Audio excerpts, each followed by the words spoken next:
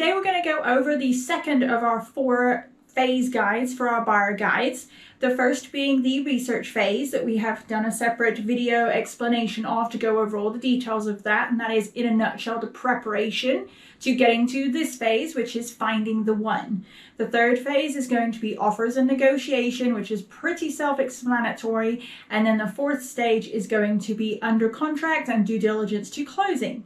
So in this guide today, we're going to go over exactly as it sounds, finding the one, saying yes to the address, and what does that look like. So the first part of finding the one is going to be getting you signed up as a client. In Texas, there's a great difference of customer versus client. We can go into that more in a buyer consultation with you, but basically you get a lot better protection and services, just another extra level of all of the services we offer, all of the protections that come with having your own agent looking out for you on your side of the transaction comes with signing up as a client. Our fiduciary duty is very different to you as a client versus a customer. We have a separate video explaining that, and it's called the Buyer Representation Guide. Next step is going to be filling out your dream home list, or your wish list as you may have heard it called before. It's pretty self-explanatory. It's a great guide on how we can narrow down exactly what you're looking for in the home of your dreams. You know, is it location? Is it school district? Is it that it's out of a HOA, a homeowners association? Is it that it's, you know, within a neighborhood or within a homeowners association? Everybody requires something a little different. Is there a commute distance that we're trying to achieve for you? Do you want to be a certain distance from family members? All of these kind of things, you know, how many bedrooms, how many bathrooms, all the basics, but it dives in a little bit deeper to, you know, where are you at in the process? Is this your first ever home? We're going to need to offer you a totally different buyer experience if this is your first ever home. We're going to need to offer you a slightly different experience if you've bought, you know, 20, 30 houses before. Maybe you're buying from out of state. Contracts are very different state per state. The process is different. We don't ever want to leave anything up to assumptions. So we're going to go over all of that. The buyer's wish list and the buyer's dream home list is a great tool to really help us keep you focused on all of your very important items on your dream home list. Because as we've talked about before in the research phase, it can get really hard to stay on track when you walk into a home and it's beautiful and aesthetically it's super pleasing and the cosmetics have been updated beautifully and so on and so forth. But it might not be in the school district you require, or it might not allow horses, or it might not allow certain dog breeds. You know, these things we have to make sure that we don't forget these things. And that's our role, is to kind of zoom back onto your dream home list and go, oh, you had these things as the most important items. This home doesn't achieve that. We're going to use that dream home list to create your custom MLS search, which is your multiple listing search. This is a real-time alert, not like the third-party websites that you may have seen online, like Zillow or Trulia or Homes.com and things like that. Those are third-party sites. They feed from the multiple listing service. But because they're third-party, they don't necessarily update as quickly as when the multiple listing service itself updates. That's a real-time service. So if you get an email from us on the MLS, please know that that is like that agent just clicked submit, that listing literally just hit the market, and we can set it to where you get those alerts in real time. We also get a copy of those so that when you get an email, we get an email, we can all see that this home is perfect. We are all going to be calling each other at the same time going, okay, this one's the one. We need to go look at it and get it scheduled. We don't want to miss out because you don't see that update until the next day or so on, and it might already be under contract by then in this market. The other part of the multiple listing service alerts and the emails that we set up is we can do it to your needs.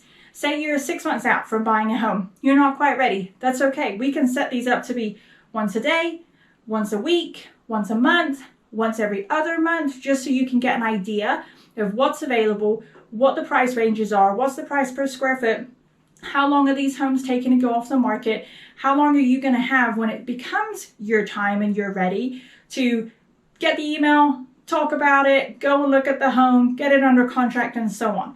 We can average out, you know, what is it taking to get these homes under contract? Because especially if you have a little bit of preparation time, which is perfect, we can sit there and go, okay, for the past 90 days, these homes have achieved 2% over list price, 5% over list price, whatever it is, 1% under. It happens. We can use that information from the history of the recent sales to kind of help guide what your offer needs to look like to get you the most success when it comes time to go find your house. We're also going to have all documentation ready to hand, such as your pre-approval letter or proof of funds if you're doing a cash purchase. We'll have everything ready on the back end from the research phase so that when you walk into that home and you want to submit an offer and you're ready to go, we don't have to hurry up and rush and scramble to gather paperwork. All of that boring part is done, and now you can get excited about walking into the home. Yes, this is the absolute one we want. We generally have our laptops with us and our tablets with us so that we can get the offer written up and ready to go. And you can get an offer signed within as little as 20 minutes to make sure that you're the first one to get in front of that seller with the best, hopefully winning offer. A couple of the things that we're going to go over, which is kind of housekeeping for in the finding the one phase, is what to expect during showings. Not every home is going to be the same as far as the showing setup.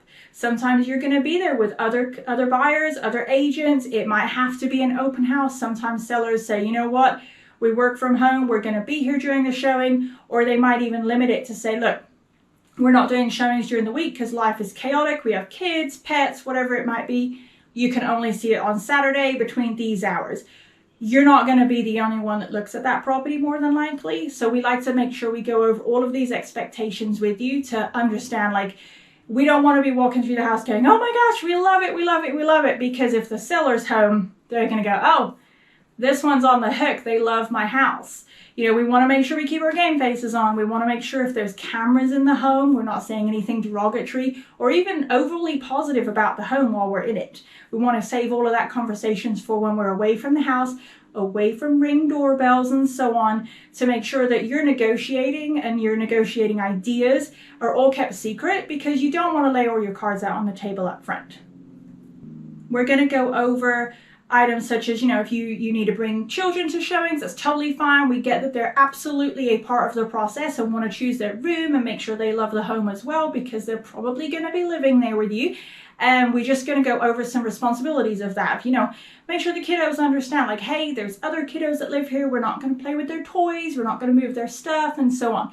You know, if you have allergies, like cat allergies, dog allergies, so on, I'll keep you posted on, hey, this family, they've made a note, they do have cats in the home. Do we want to see it? Do you want me to do a video tour first so we're not setting off all of your allergies? And then if you like the video, we can pop some allergy medicine before we go and, you know, make it super quick and be in and be out if you love the video of it.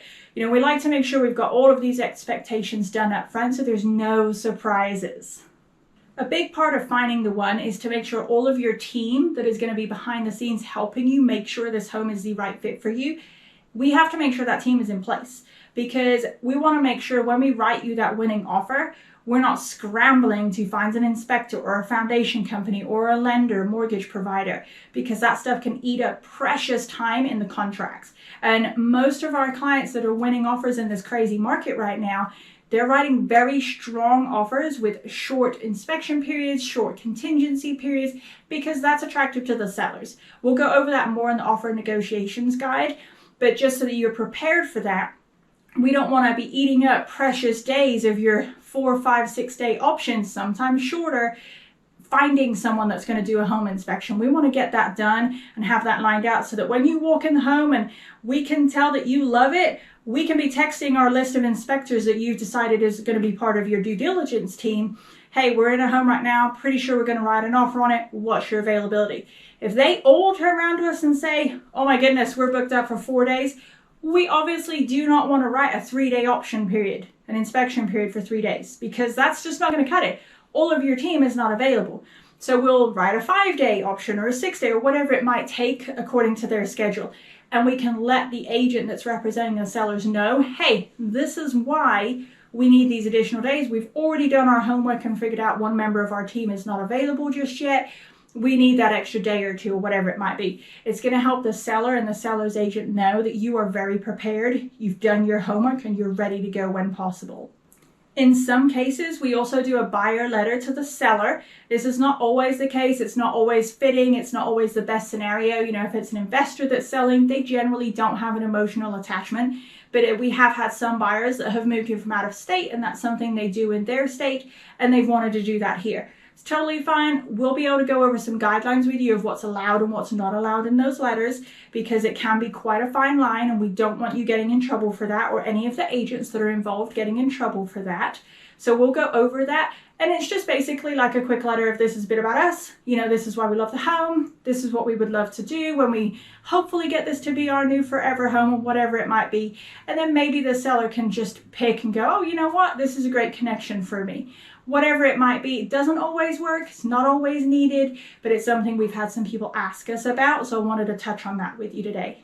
We're going to go over all negotiation tactics, you know, as we mentioned before, the option inspection period, the contingency periods, all of these things. We're going to go over all of that with you so that you can totally understand, where is your level of protection? What does that mean for you? How does that affect you and your power on the purchasing side? And why is it attractive to the seller? Because ultimately we always want your offer to be the most attractive to the seller in order to win. It's got to be win-win both sides. We don't want to just kind of throw you under the bus and write a fantastic offer for the seller. You're our client. Again, going back to the client versus customer. You're our client. We want to make sure that your best interests are well looked after and you're the most protected that you can be, while still winning the home of your dreams.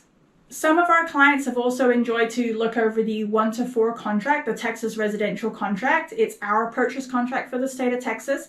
It can be quite helpful just to have a quick look through that, get ahead of any questions, because if we look at the house at 8 o'clock in the evening, you decide to do an offer, that's not really a conversation we're all going to want or be best equipped for at 10 o'clock at night. So any of those questions that we can get answered ahead of time and have a better understanding of how that affects you again and how that affects the seller, is way better to get that rolled out ahead of time so that we can really have a great understanding with you of the contract.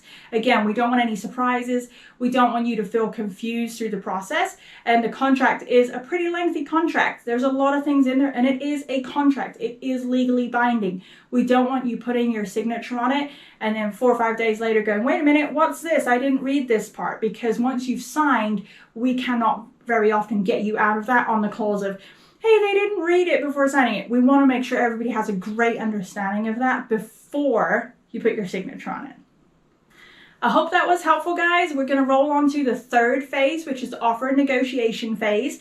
That part gets into more of the nitty-gritty details of what our contracts involve, how we can write the best contracts to get the winning contract for you, and so on, and get you moving into that due diligence and closing stage, which of course is the most exciting. It can be the most stressful.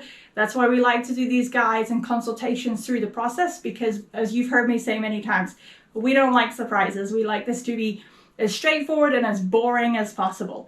After the third phase, we'll go into the due diligence and closing phase to make sure you've got a great understanding of what does that look like, how do we line up dates for closing, how does the closing day generally look, and so on. Especially if you're maybe not here when we're going to be closing, if you're out of state or in another country, you know, especially if you've got work and you can't necessarily run to the title company. We go over all of that in those phase guides. So I look forward to seeing you on the next video. If you have any questions or concerns, or you want to talk about a subject in here in more detail, just drop a comment below or give us a call or a text.